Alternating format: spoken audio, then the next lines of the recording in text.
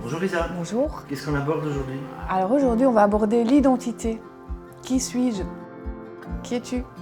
Bah, il suffit que je regarde sur ma carte d'identité. Tu pourrais, oui, oui. Mais ce n'est pas qui tu es. Comment on sait qui on est?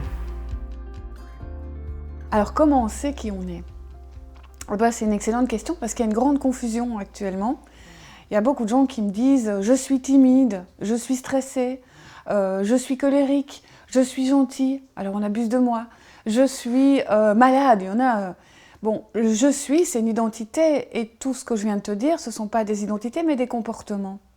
Donc comment on sait qui on est? Alors on pense qu'on est ce qu'on a dit de nous. Mettons de nouveau, hein, tu as quelques années, tu veux un jouet et tu l'as pas et tu piques une crise de colère et tes parents vont dire « tu es colérique ».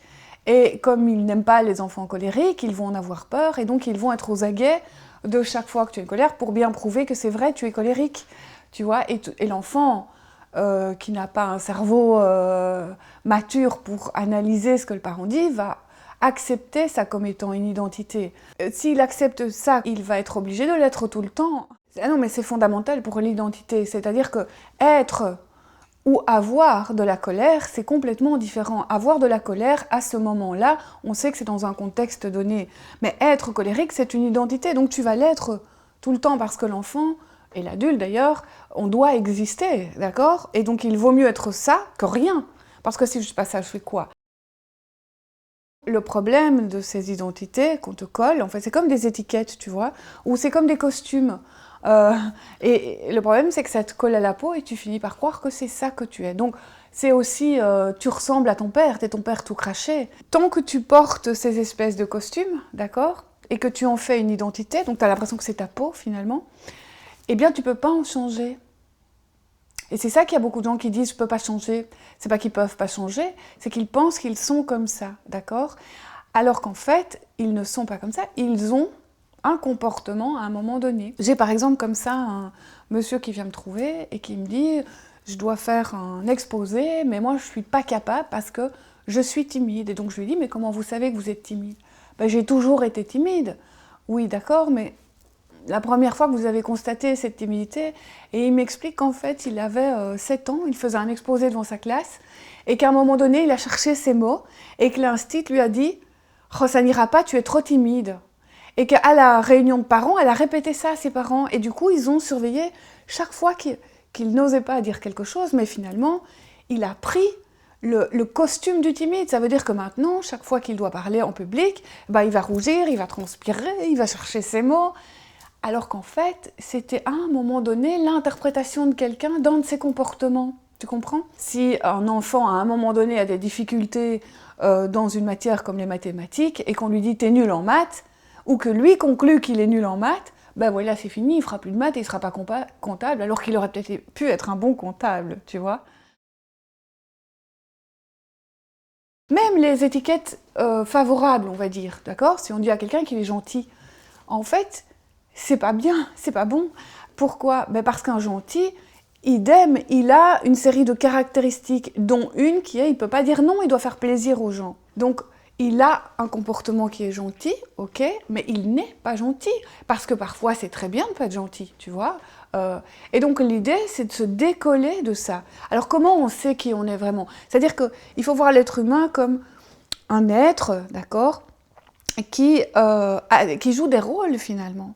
Dans quel rôle tu te sens bien? Ça, c'est toi. Dans quel rôle tu te sens pas bien? C'est pas toi. Donc, chaque fois que tu fais quelque chose qui te génère un mal-être, ce n'est pas toi. Tu es beaucoup plus vaste que ça, tu peux être tout ce que tu veux, en fait.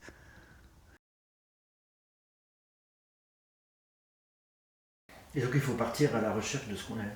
Juste te poser la question, tiens, ce que je suis en train de faire, est-ce que ça me convient? Est-ce que j'aime? Ou est-ce que je le fais par obligation?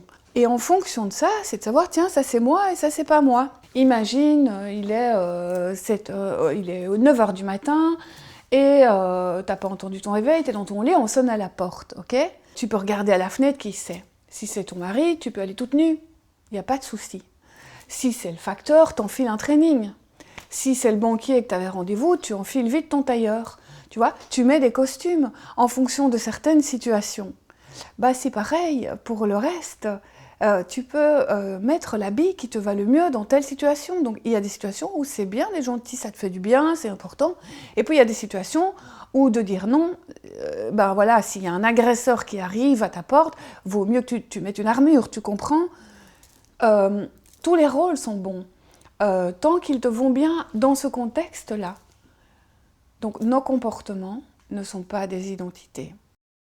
Bah du coup, action, fais-toi une grande garde-robe. Quand on dit qu'on ne peut pas changer, qu'on a des traits de caractère, moi perso, je dis que c'est faux. Et que ça empêche les gens d'être qui ils veulent être, ou qui ils sont tout simplement. Ce qu'il faut faire pour ça, de nouveau c'est la même chose, c'est prendre une semaine pour observer dans quel rôle tu te sens bien et dans quel rôle tu te sens pas bien, d'accord ? Et décide, appelle le bon père en toi qui dit là, dans ce rôle-là tu te sens pas bien, qu'est-ce qu'on fait? Si tu n'y arrives pas tout seul, de nouveau, tu vas voir quelqu'un qui va t'aider. Tu vas te renseigner parce que tu as envie d'être qui tu es. Et donc il faut aller chercher en soi pour se convaincre de ce qui va et de ce qui ne va pas et pas écouter les autres. En fait. Exactement. L'enfant ne peut pas ne pas écouter les autres, c'est impossible. Mais quand il devient adulte, c'est juste prendre conscience que, tiens, j'ai tellement envie de faire ça, mais je me sens nulle. D'où ça vient que je me sens nulle, tu vois? T'es pas en train de parler de développement personnel, toi? Bah oui, c'est du développement personnel, on est d'accord. Alors, et on embrayera sur la prochaine vidéo, qui est tous ces gens qui disent on ne peut pas changer. Parce que le développement personnel, c'est ça, c'est le changement. Donc, est-ce qu'on peut changer? Je vais essayer d'y penser. Ouais, pense-y.